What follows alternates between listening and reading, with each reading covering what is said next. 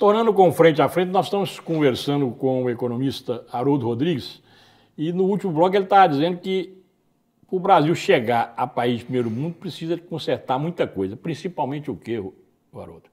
Perguntinha bacana, né?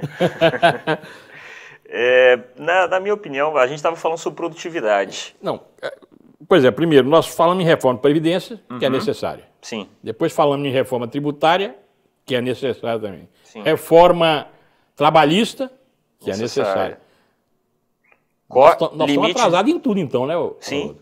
Limite dos gastos públicos, que foi aprovado agora, que também já deveria ser há muito tempo, porque tem um orçamento. Não tem que aumentar o gasto de acordo com o que o governo acredita.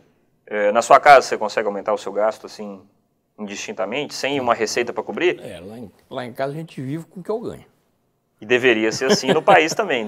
Só que o Brasil, igual nós falamos, ele tem qualquer governo, ele se endivida, enfim, ele roda a dívida para esse Mas tipo de... o que se vê, Haroldo, é que as mordomias no Brasil são muito grandes, por exemplo, para o Legislativo, para o Judiciário e para o Executivo. Sim.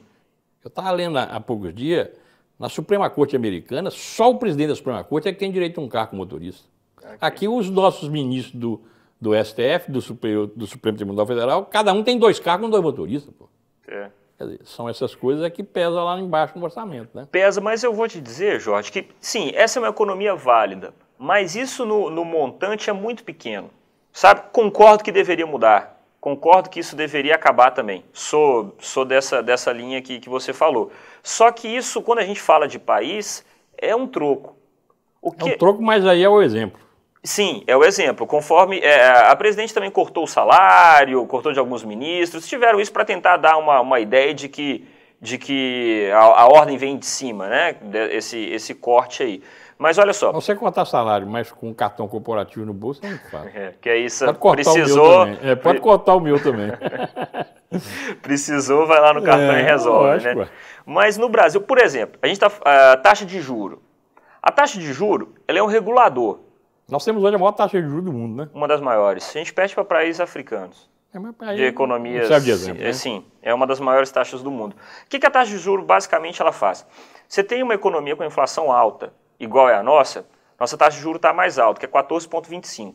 A previsão é para terminar o ano com 13,50. Previsão do Boletim Focus. Então, e para o ano que vem também mais cortes. A taxa de juro alta, ela é um instrumento que o governo brasileiro utiliza para segurar a inflação. Então, é literalmente o preço do dinheiro. Só que qual é o problema? A nossa inflação hoje, ela não é uma inflação de demanda. O que é inflação de demanda? Você tem 10 pessoas querendo o produto e só tem 4 produtos. Se só tem 4 produtos, sobe o preço. O nosso problema não é esse hoje. O nosso problema é que você tem a mesma quantidade de pessoas com renda disponível para o produto, ou até menos um pouco, só que os custos para se produzir estão maiores. Então, os encargos trabalhistas estão maiores, os preços administrados estão maiores. Preço administrado é que o governo regula. Então, energia, telecomunicações... Um exemplinho rápido, assim. Essa semana, talvez pouca gente reparou, mas essa semana aqui em Montes Claros, a gasolina subiu nos postos 20 centavos. Pois é. Então, vamos colocar que o dono do sacolão, ele tem que ir até a zona rural buscar o produto dele. A gasolina é um preço administrado, que você citou como exemplo. Ele vai colocar esse aumento da gasolina no tomar e tudo. Nossa matriz de transporte é rodoviária. Isso aí tá ligado, o aumento em cadeia. Então, o problema são o aumento desses preços. A taxa de juro alta, o que ela faz? Ela tira dinheiro do bolso da renda disponível do contribuinte, porque você tem menos dinheiro para manusear. Ele pegar dinheiro emprestado também é mais caro. Então, quem está com dívida também se complica muito. Agora, o juro nosso é o mais alto do mundo, né? O juro rotativo do cartão, do cheque especial, o juro médio do Brasil é o mais alto do mundo. Então, o camarada pegar um dinheiro emprestado hoje e pagar o mínimo da fatura é algo bem complicado. Então, a Selic tem que estar lá em cima, porque se abaixar, a gente vai ter uma pressão inflacionária nisso aí. Então, por isso que o governo mantém essa taxa de juro alta. Compensação, o que nós poderíamos, para segurar essa inflação? A inflação é que corrói o poder de compra do consumidor. Então, fica uma balança, entendeu? Vamos lá, o governo vai abaixar a taxa de juros. vai estimular mais a economia, mas e a produção? Mas melhorar tudo isso é possível, porque o governo Fernando Henrique Cardoso melhorou, né? Sim. Nós chegamos a ter uma inflação muito baixa, o real muito valorizado. Eu lembro que na época do Fernando Henrique, eu fui uma vez na Argentina, o nosso real estava valendo mais do que o dólar. Era aquela época com 99 centavos você comprava $1. Porque no período do Fernando Henrique, até 99, se eu não me engano, era câmbio fixo, regime de câmbio fixo. Só que o Brasil teve que queimar um pouquinho de dinheiro para segurar isso. Hoje nós temos regime de câmbio flutuante. Flutuação suja. Foi o Fernando Henrique também criou o câmbio flutuante. Temos hoje uma flutuação suja, que é o governo define qual que é o dólar bom e o dólar ruim, e ele compra ou vende dólar de acordo com o que ele... os interesses dele. Isso. Só que o governo não tem mais a capacidade de intervir no dólar com tanta eficácia como era antes. Haroldo, nosso tempo está esgotado, mas eu quero te fazer uma pergunta antes de terminar. Nós temos 1 minuto. Certo. Nós temos eleições daqui a 1 mês. Até onde a economia vai interferir nesse processo eleitoral? Você está falando do processo eleitoral? Quem ganha e quem perde? Aí você tá... É uma pergunta boa essa aí. Se eu tivesse a resposta, estava fácil. Mas eu acredito que a economia aqui em Montes Claros, ela não vai afetar tanto o processo eleitoral local.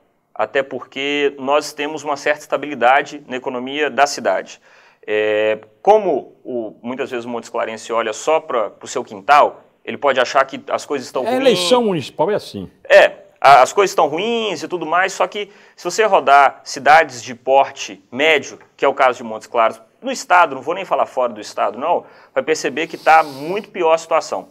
Então, eu acredito que a economia vai influenciar mais positivamente para o candidato que é o atual prefeito, que está buscando a reeleição, e eu acredito, porque Montes Claros tem muito das indústrias, então é uma cidade que recebe muito dinheiro dessas indústrias, essas indústrias geram muito dinheiro para a cidade. Então, essas indústrias já estão projetando o crescimento do ano que vem, elas já pararam de demitir, elas estão readmitindo, então a tendência agora é de recuperação. A economia é feita de previsibilidade, então a previsão para o futuro é positiva e isso aí puxa todo o crescimento, inclusive o crescimento local. Eu acredito que nós tivemos aqui uma aula de economia com o economista Haroldo Rodrigues, e vamos aproveitar o que ele nos ensinou para votar bem nessas eleições, para que a gente possa melhorar a economia do país. Muito obrigado. Oferecimento Sicoob Credinor, associado ao que há de melhor, associado a você.